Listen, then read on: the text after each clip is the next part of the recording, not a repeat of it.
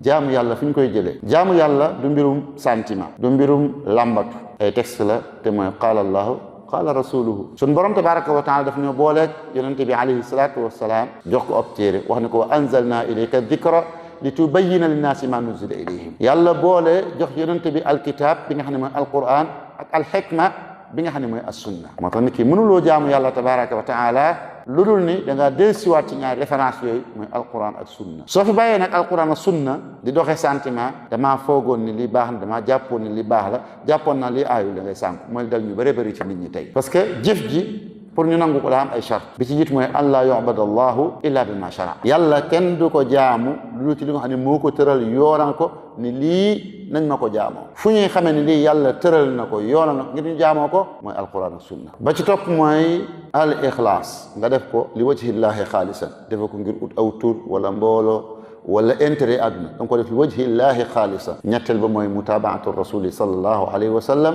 mooy na nga koy defee na dëppoo sunna yonente bi alayhi salatu wasalaam yii bu dajee loolu mooy ak jaamu yàlla gu ñu nangu gu ñu considéré ko sunu borom tabaraka wa taala moom la xakami di wax ne chartu qabuli sa'yi an yajtamia fihi isabatun wa ixlaasun maa lillahi rabbil arsh la siwaahu muwafiq ash-shar' alladhi irtadaa ci biir